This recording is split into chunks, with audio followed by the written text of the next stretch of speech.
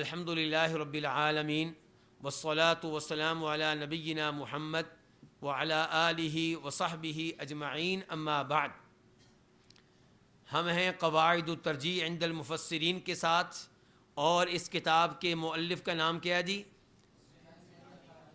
حسین بن علی الحربی۔ اچھا، یہ جو کتاب ہے اس کا تعلق ہے تفسیر میں ترجیح کے قواعد سے، اور اس میں کئی فصلیں ہیں۔ ہم پڑھ رہے ہیں تیسری فصل، قواعد الترجیح المتعلقۃ بلغۃ العرب، ترجیح کے وہ قواعد جن کا تعلق عربوں کی لغت سے ہے، اور اس کی ہم پڑھ رہے ہیں المبحث الاول، اور وہ کیا ہے؟ قواعد الترجیح المتعلقۃ باستعمال العربی للالفاظ والمبانی، ترجیح کے وہ قواعد جن کا تعلق اس بات سے ہے کہ عربوں کا الفاظ کو استعمال کرنا۔ اور اس میں ہم پڑھنے جا رہے ہیں 14واں قاعدہ، اور 14واں قاعدہ کیا ہے؟ حمل الفاظ الوحی علی التباین ارجح من حملها علی الترادف، کہ وحی کے الفاظ کو تباین پہ محمول کرنا یہ زیادہ بہتر ہے اس بات سے کہ آپ وحی کے الفاظ کو محمول کریں ترادف پہ۔ یعنی کہ میرے جیسے طالب علم جب آپ کو ترجمہ پڑھاتے ہیں تو ہم بہت سے الفاظ پہ کہہ دیتے ہیں کہ تقریباً دونوں لفظوں کا معنی ایک ہی ہے، تو کیا یہ کہنا ٹھیک ہے جی؟ ہاں شیخ صاحب بڑی سوچ سمجھ کے لفظ استعمال کرتے ہیں۔ ہم کیا کہتے ہیں کہ تقریباً دونوں کا معنی ایک ہے، تو یہ صحیح ہے۔ اور اگر یہ ہم کہیں کہ بالکل ایک ہی معنی ہے تو یہ درست نہیں ہے۔ سمجھا کہ شیخ صاحب؟ اگر ہم یہ سمجھتے ہیں کہ دو لفظ بالکل ایک معنی رکھتے ہیں قرآن کریم کے، تو یہ بات ٹھیک نہیں ہے۔ البتہ اگر ہم یہ کہتے ہیں کہ دونوں قریب قریب ہیں، معمولی سا فرق ہے، تو اس کی انشاءاللہ گنجائش موجود ہے۔ جی شیخ صاحب پڑھیں گی جی۔ بسم اللہ الرحمن الرحیم نحمده ونصلی ونسلم علی رسوله الکریم اما بعد فقد قال المصنف حفظه الله تعالی القاعدة الرابعة عشر حمل الفاظ الوحی علی التباین ارجح من حملها علی الترادف سورة القاعدة۔ اچھا، یہ کون سا بچہ بتائے گا نئے بچوں میں سے کہ یہ قاعدے کے نیچے یہ بریکٹ میں کیا لکھا ہوا ہے، اس کا کیا مطلب ہے؟ کون سا بچہ بتائے گا نئے بچوں میں سے؟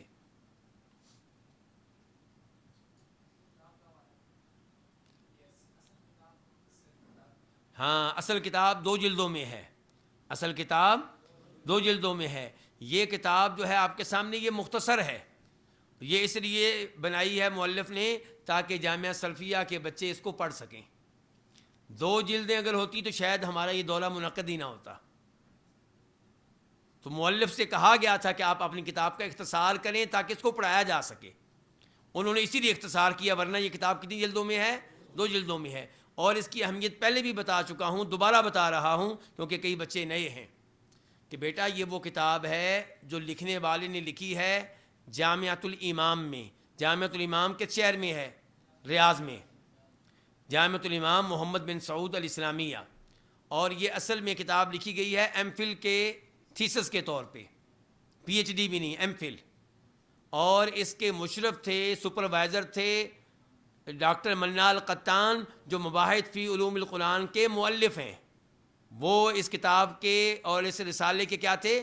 مشرف، سپروائزر، نگران۔ تو جب یہ کتاب پیش کی گئی تو کتاب کے بارے میں لکھا کتاب کے مشرف ڈاکٹر منال قطان نے کہ اگر سعودی جامعات میں وہ سسٹم ہوتا جو یورپی جامعات میں ہے، وہ کیا کہ ایم فل میں اگر کسی نے بہت ہی اچھا لکھا ہے تو ایم فل کو ہی پی ایچ ڈی قرار دے دیا جائے۔ ایم فل کو کیا قرار دے دیا جائے؟ یہ بہت بڑی بات ہے، بہت بڑی بات ہے، 4-5 سال بچ گئے۔ تو منا قطان نے کہا کہ اگر یہ سسٹم سعودی جامعات میں ہوتا تو یہ کتاب اس لائق تھی کہ اس کو پی ایچ ڈی کا مقالہ قرار دیا جائے۔ تو بڑی شاندار کتاب ہے بیٹا، اس کے قواعد زبانی آپ یاد کر لیں، پوری زندگی آپ کے کام آئیں گے۔ میں بار بار آپ سے کہتا ہوں، بس یہ ہے کہ ساتھ مثالیں جمع کریں، مثالیں جمع کریں۔ جیسے کہ ابھی میں نے آپ کو ایک مثال دے دی ہے، کس کی؟ چاہے وہ حدیث سے دی ہے، تو اگر آپ اچھے طالب علم ہوں گے تو اس قاعدے کے ساتھ آج ہی آپ وہاں لکھ لیں گے، لمسہ تطبیقہ کے ساتھ چھوٹا سا لکھ لیں گے، کل کو جب یہ قاعدہ بیان کریں گے تو یہ مثال آپ کے کام آئے گی۔ تو یہ اس کتاب کا پھر قاعدہ نمبر، یہ قاعدہ ہے حمل الفاظ الوحی علی التباین ارجح من حمل علی الترادف، اور قواعد الترجیح نیچے اصل کتاب کا حوالہ دیا گیا ہے کہ اصل کتاب میں یہ قاعدہ آپ کو ملے گا جلد نمبر 2 میں صفحہ نمبر 481 میں۔ چلیں جی۔ سورة القاعدة عند اختلاف المفسرين في تفسير ألفاظ القرآن الكريم بين قائل بترادف بعض ألفاظها تأكيدا للمعنى المذكور وقائل بالتباين بين معانيها، فأرجح القولين وأصحهما في ذلك قول من حملها على التباين لأنه هو الأصل وهو أكثر اللغة، ولأن حملها على التباين يفيد معنى جديدا، وأما حملها على الترادف فهي لا تكون إلا مؤكدة لسابقتها، والتأسيس أولى من التأكيد كما مر في القاعدة السابقة۔ سورۃ القاعدہ، اس قاعدے کی صورت کیا بنے گی؟ یعنی کہ آپ کہہ لیں کہ اس قاعدے کا مختصر مفہوم، مختصر شرح، کہ قرآن کریم کے الفاظ کی تفسیر میں نے ترجمہ کہاں سے شروع کیا؟ آخر سے۔ قرآن کریم کے الفاظ کی تفسیر میں مفسرین کے اختلاف کے موقع پہ، یعنی کہ جب قرآن کریم کے الفاظ کی تفسیر میں اختلاف واقع ہو جائے، کن کے مابین؟ مفسرین کے مابین۔ اختلاف کس میں ہے؟ اختلاف کیا کہہ رہا ہے؟ بین قائل، ایک طرف وہ ہے جو کہہ رہا ہے بترادف بعض الفاظھا، قرآن کریم کے الفاظ میں سے کسی لفظ کے بارے میں کہہ رہا ہے، کچھ الفاظ کے بارے میں کہہ رہا ہے کہ یہ الفاظ آپس میں مترادف ہیں، ایک معنی دیتے ہیں۔ تاکیدا للمعنی المذکور، وہ جو ایک معنی ہے اس کی تاکید کے لیے آئے ہیں، معنی ایک ہی ہے، اس کے لیے ایک لفظ آیا، پھر دوسرا آیا، پھر تیسرا آیا، اور یہ سب آئے ہیں پہلے معنی کی تاکید کے لیے۔ وقائل بالتباین بین معانیہا، اور ایک وہ ہے جو کہتا ہے کہ ان کے معنی کے مابین فرق ہے، ان کے معنی الگ الگ ہیں، تباین، ان کے معنی کیا ہیں؟ الگ الگ ہیں۔ فارجح القولین، تو ان دو اقوال میں سے راجح ترین قول، دو اقوال کون کون سے شیخ محمد؟ جی بدیر، ایک ترادف والا قول اور ایک تباین والا قول، دو ہو گئے۔ تو ان دو اقوال میں سے زیادہ راجح وصحہما، اور ان میں سے زیادہ صحیح، فی ذالک، اس معاملے میں کون سا قول ہوگا؟ قول من حملها علی التباین، اس کا قول راجح ہوگا جو ان الفاظ کو محمول کرے گا کس پہ؟ تباین پہ، لأنہ هو الاصل، کیونکہ اصل یہی ہے کہ ہر لفظ اپنا معنی دے۔ اصل کیا ہے؟ کہ ہر لفظ اپنا معنی دے۔ وہو اکثر اللغہ، اور یہی لغت، عربی لغت میں اکثر ہے، عام طور پہ ایسا ہی ہے لغت میں بھی۔ اب قرآن کی بات نہیں ہو رہی، عربی لغت میں زیادہ تر ایسا ہی ہے۔ مقدمہ فی اصول تفسیر کنہوں نے پڑھا؟ تازہ جن پچھلے سال پڑھا جنہوں نے؟ ہاں جی بیٹا، ادھر ابن تیمیہ نے کیا کہا اس موضوع پہ؟ کسی کو یاد ہے؟ انہوں نے کہا ہے کہ عربی لغت میں ترادف قلیل، قرآن کریم میں یا نادر یا معدوم۔ ابن تیمیہ رحمہ اللہ نے کیا کہا ہے؟ عربی لغت میں ترادف بہت کم ہے، اور قرآن کریم میں ترادف نادر ہے یا معدوم ہے ہی نہیں، بالکل سرے سے نہیں ہے۔ چلیں جی، اچھا، یہ لأنہ هو الاصل، اس کے اوپر ایک لکھ لیں، وہو اکثر اللغہ، اس کے اوپر دو لکھ لیں، وَلِأَنَّ حَمْلَهَا عَلَى التَّبَايُنِ، یہ تین ہو گیا۔ اور کیونکہ ان الفاظ کو تباین پہ محمول کرنا، یفید معنی جدیدا، یہ کیا دے گا؟ ایک نیا معنی دے گا۔ وَأَمَّا حَمْلُهَا عَلَى التَّرَادُفِ، اور ان کو ترادف پہ محمول کرنا، یہ کیا ہوگا؟ فَهِيَ لَا تَكُونُ إِلَّا مُؤَكِّدَةً لِسَابِقَتِهَا، تو اس حال میں وہ لفظ جو ہوگا وہ پہلے لفظ کی تاکید کرنے والا ہوگا۔ وَالتَّأْسِيسُ أَوْلَى مِنَ التَّأْكِيدِ كَمَا مَرَّ فِي الْقَاعِدَةِ السَّابِقَةِ۔ اچھا، آپ اس کی ایک مثال لے لیں موٹی سی، پہلے آگے بڑھنے سے پہلے۔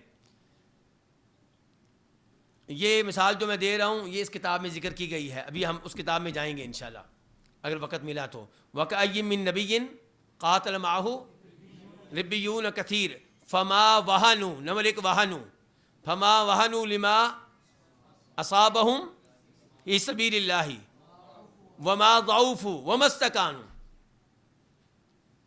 کتنے الفاظ ہو گئے؟ 3. اچھا جی، اب ان کا معنی ایک ہے کہ الگ الگ ہے؟ جی، فما وہنوا کا مطلب کیا ہے؟ فما وہنوا کا مطلب ہے دھیان سے، دلی لحاظ سے ہمت نہیں ہاری. فما وہنوا، ہاں، یعنی کہ دلی لحاظ سے کمزور نہیں پڑے، یعنی کہ ہمت نہیں ہاری. وما ضعفوا، وہ جسمانی لحاظ سے کمزور نہیں پڑے. وما استکانوا، اور انہوں نے عاجزی نہیں دکھائی، دشمن کے سامنے عاجزی نہیں دکھائی، دشمن کے سامنے دبے نہیں. تو اب کوئی کہہ سکتا ہے یہ تینوں ایک جیسے ہیں، جبکہ تینوں ایک جیسے نہیں ہیں. تو یہ اس قسم کی مثالیں یہاں پہ اس قاعدے میں مراد ہیں. جی شیخ صاحب. بیان الفاظ القاعدہ. اچھا، جہاں پہ اوپر قاعدہ ہے نا حمل الفاظ الوحی، اس کے اوپر ابھی سے لکھ لیں، پھر بعد میں ہم آگے جا کے لکھنا پڑتا ہے. ایک لکھ لیں القواعد التفسیریہ، جلد نمبر 2 صفحہ نمبر 460. القواعد التفسیریہ جلد نمبر 2 صفحہ نمبر 460. چلیں اب پڑھیں شیخ صاحب. جی. بیان الفاظ القاعدة. تعريف الترادف والتباين. الترادف في الاصطلاح عرفه الزركشي بقوله هو الألفاظ المفردة الدالة على شيء واحد باعتبار واحد. ثم شرع في بيان محترزات التعريف فقال واحترز بالمفرد عن دلالة الرسم والحد أي التعريف فإنهما يدلان على شيء واحد وليس مترادفين لأن الحد مركب.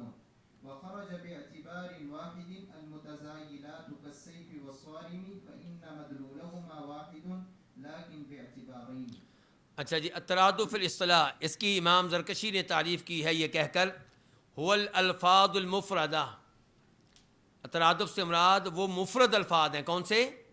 یعنی کہ مرکب نہیں، مفرد الفاظ الدالۃ، جو دلالت کرتے ہیں علی شیء واحد، دونوں لفظ ایک ہی چیز پہ، تینوں لفظ ایک ہی چیز پہ، چاروں لفظ ایک ہی چیز پہ، باعتبار واحد، اور ایک چیز پہ ایک ہی اعتبار سے دلالت کر رہے ہیں، ایک چیز پہ ایک اعتبار سے دلالت کر رہے ہیں. یہ بھی آپ کو سمجھ لگ جائے گی. جی. ثم شرع، پھر امام زرکشی شروع ہوئے فی بیان محترزات التعریفی، اس تعریف کے محترزات کی وضاحت میں. محترزات کس کو کہتے ہیں؟ یعنی کہ یہ تعریف کر کے کن کن چیزوں سے اجتناب کیا گیا ہے، کن چیزوں سے بچنے کی کوشش کی گئی ہے. محترزات سمجھتے ہیں نا؟ تعریف کر کے کن چیزوں کو اندر لینے، تعریف کہتے ہیں اس کو جو جامع اور مانع ہو. کیا ہو؟ جامع اور، یعنی کہ تمام چیزوں کو جمع کر لے اور ان تمام چیزوں کو نکال دے جو اس کا حصہ بننے کے لائق نہیں ہے. تو یہ کہہ رہے ہیں کہ پھر شرع، وہ شروع ہوئے اس تعریف کے محترزات کی وضاحت میں. فقال، چنانچہ انہوں نے کہا واحترزا، اجتناب کیا گیا ہے، بالمفردی، مفرد کہہ کر، الالفاظ المفردہ کہا گیا نا، احتراز کیا گیا ہے، عن دلالت الرسم والحد، رسم اور حد کی دلالت سے. لفظ رسم اور لفظ حد دونوں کا معنی ایک ہی ہے، تعریف. دونوں کا معنی کیا ہے؟ اب کوئی امام زرکشی پہ اعتراض کر سکتا ہے کہ دیکھو جی، الرسم اور والحد، ان کی تو دونوں کا ایک ہی معنی ہے، دونوں کا ایک ہی معنی ہے. تو وہ کہتے ہیں کہ نہیں، یہ رسم اور حد کی جو تعریف ہے نا، اس کا مفہوم ایک ہے، دونوں الفاظ کا نہیں بلکہ ان کی. یعنی کہ آپ کسی لفظ کی تعریف کریں گے، کیا کریں گے؟ کسی کی کیا کریں گے؟ تعریف. تو یہ تعریف جو ہے رسم کا معنی بھی وہی اور حد کا معنی بھی وہی. فإنهما يدلان على شيء واحد، تو یہ دونوں دلالت کرتے ہیں ایک ہی چیز پہ. وليس مترادفين، لیکن یہ دونوں مترادف نہیں ہیں.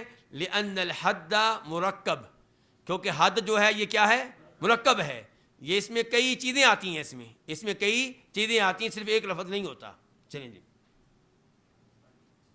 وخرج باعتبار واحد، اور یہ جو ہم نے تعریف میں کہا ہے کہ مفرد الفاظ جو دلالت کرنے والے ہوں ایک ہی چیز پہ ایک ہی اعتبار سے، اس سے المتزایلات نکل گئے. کیا نکل گئے؟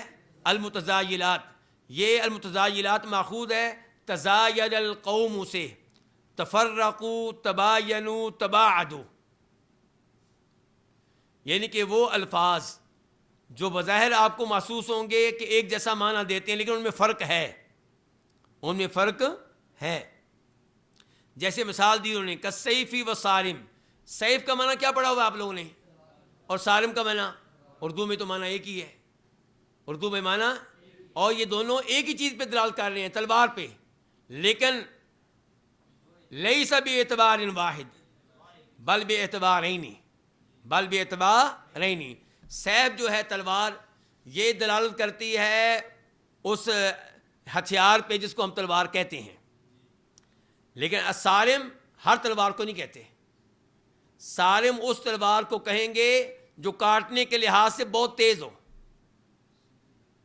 اور جو تلوار کاٹنے کے لحاظ سے تیز نہ ہو اس کو سیف کہتے ہیں، بالکل کہتے ہیں۔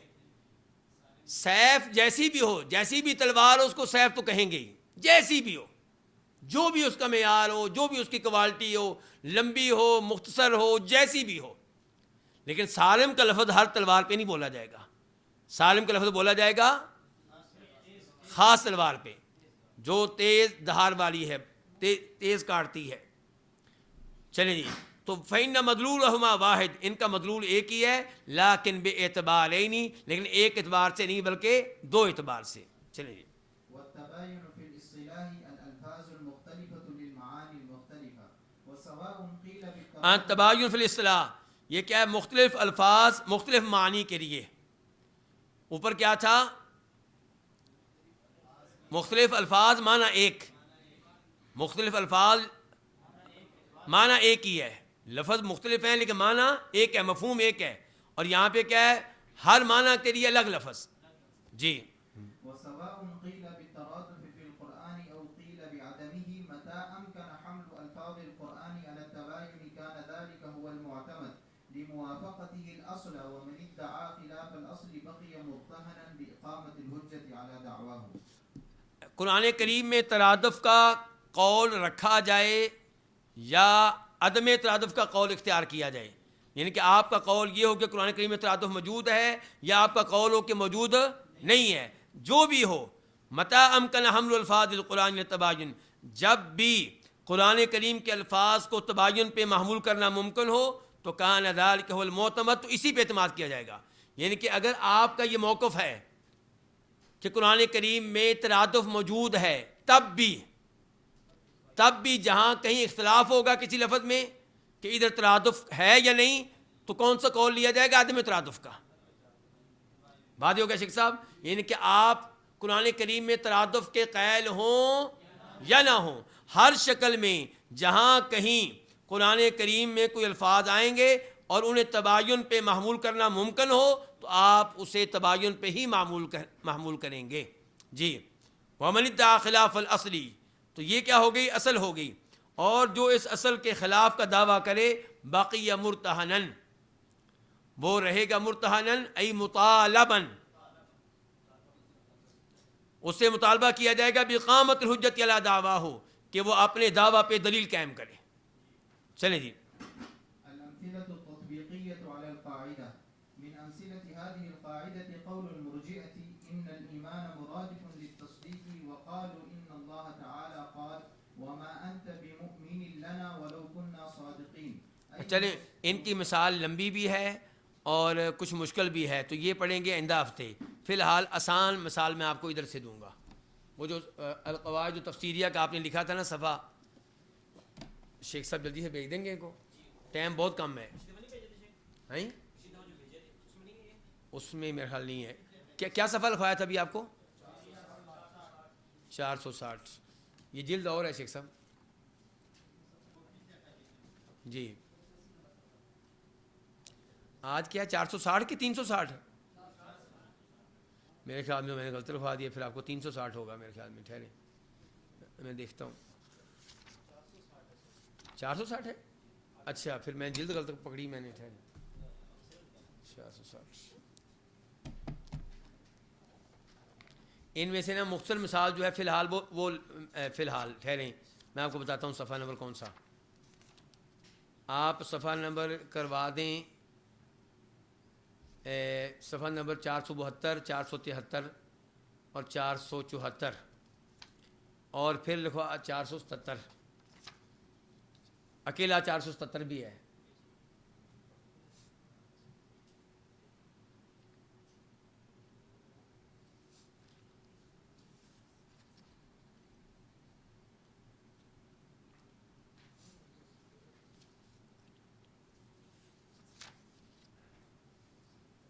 چار سو بہتر، 473، 474، بس 75 نہیں ہے، 76 نہیں ہے، جی 77 ہے بالکل۔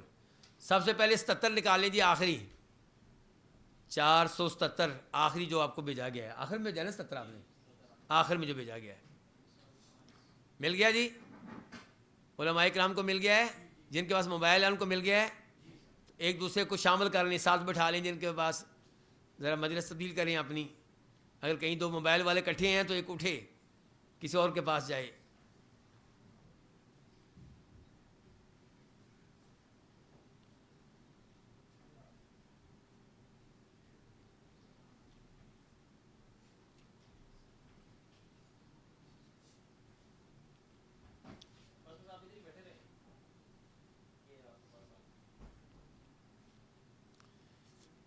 اچھا، خلاصہ اس مثال کا یہ ہے جو ابھی ہم دینے لگے ہیں کہ قرآن کریم میں ایک لفظ آتا ہے العمل اور ایک آتا ہے السعی، ان دونوں میں فرق ہے یا نہیں؟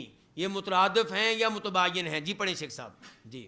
المثال الثالث العمل والسعي وردت هاتان الكلمتان في آيات من القرآن الكريم، یہ دونوں کلمے قرآن کریم کی کئی آیات میں آئے ہیں، ٹھیک ہو گیا؟ چلیے جی۔ قوله تعالى يا أيها الذين آمنوا إذا نودي للصلاة من يوم الجمعة فاسعوا إلى ذكر اے الله۔ ایمان والو، جب جمعہ کے دن نماز کے لیے اذان دی جائے تو فسعوا الی ذکر اللہ، اللہ کے ذکر کے لیے سعی کرو، ٹھیک ہے؟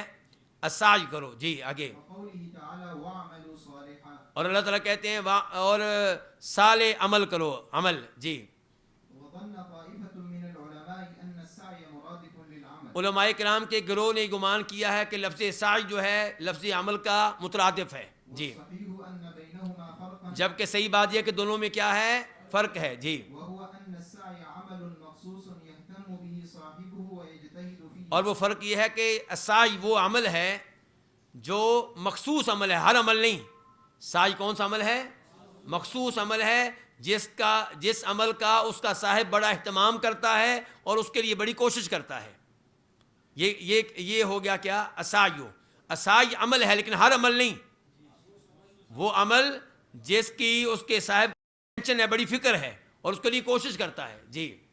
قال الإمام ابن القيم رحمه الله تعالى ولفظ السعي هو العمل لكن يراد به العمل الذي يهتم به صاحبه ويجتهد فيه بحسب الإمكان، بحسب الامکان، اپنے ممکن حد تک جی۔ فإن كان يفتكر إلى عدو بدنه عداء، اگر حاجت ہو جسم کے لحاظ سے دوڑنے کی تو دوڑے گا، یہ کام کرنے والا السعی، اس میں اگر دوڑنے کی ضرورت پیش آئے گی تو وہ دوڑے گا جی۔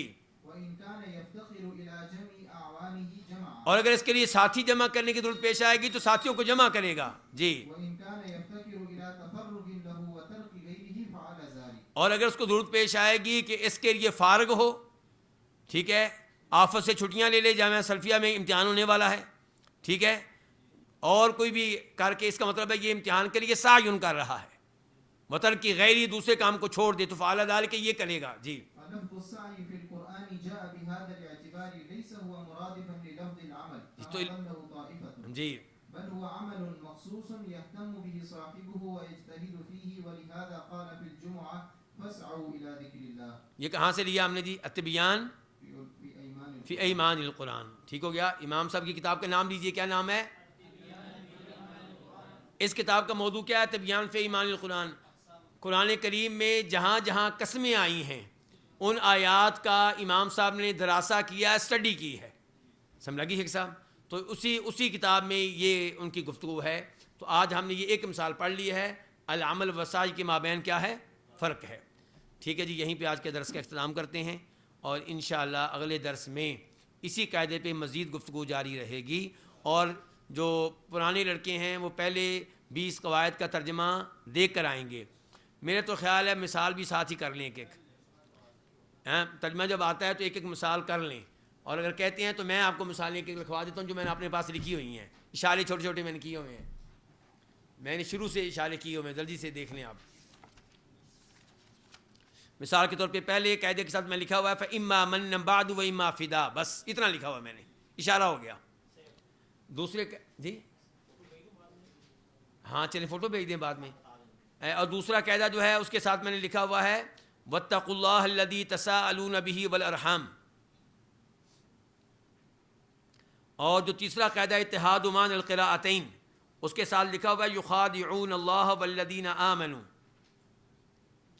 اور جو مان القراءۃ المتواترہ والا قاعدہ اس کے ساتھ لکھا ہوا من عنده علم الکتاب. اور جو الوجہ التفسیری والا قاعدہ ہے اس کے ساتھ لکھا ہوا ہے وَإِذَا كَالُوهُمْ أَوْ وَزَنُوهُمْ يُخْسِرُونَ. اور جو ادخال الکلام والا قاعدہ ہے اس کے ساتھ لکھا ہوا ہے وَمَا قَدَرُ اللَّهَ حَقَّ قَدْرِهِ. اور جو لا يجوز العدول عن ظاہر القرآن, اس کے ساتھ پہلی مثال میں لکھی ہے رب المشرقین, دوسری مرج البحرین,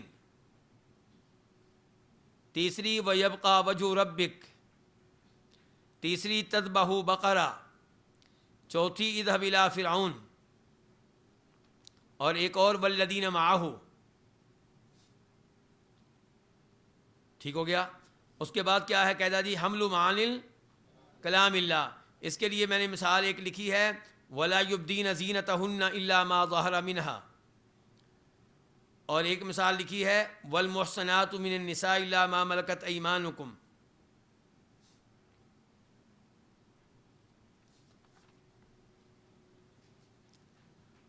اور پھر اللہ آپ کا بھلا کرے اذا ثبت الحدیث, اس کے بارے میں لکھی ہے ولم یلبسوا ایمانہم بظلم.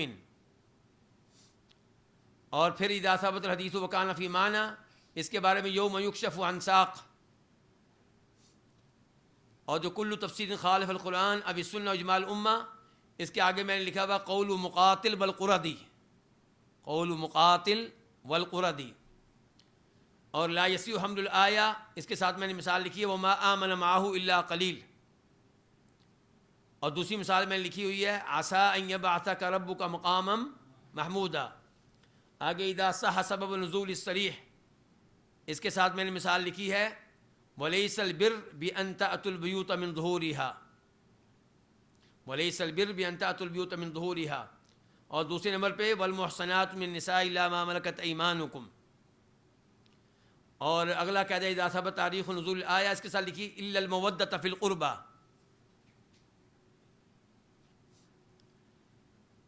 تفسیر سلفی وفہمہم, اس کے ساتھ مثال لکھی ثم استوى علی العرش. تفسیر جمہور السلف, اس کے ساتھ لکھا کونوا قردۃ خاسئین. آگے القول الذی تؤیدہ قرائن, اس میں مثال لکھی ہے وتخفی فی نفسک ما اللہ مبدی. القول الذی تؤیدہ آیات قرآنیہ مقدم فلما جن علیہ اللیل رأى کوکبا. اور یہ آخری دو قیدوں کی ایک مثال شاید میں نے لکھی ہوئی اپنے پاس وظنوا انہم کذبوا. چلیں جی مشائخ, تو بس اس طرح کے اشارے, اور کتاب میں اس مثال کو آپ تھوڑا سا ہلکا سا دے کر آئیں گے تو انشاءاللہ آپ نے چونکہ یہ قواعد پڑھے ہوئے ہیں تو آپ سمجھ جائیں گے انشاءاللہ, اور پھر یہ قواعد معنی کے لحاظ سے بھی آپ کے ذہنوں میں پختہ ہو جائیں گے.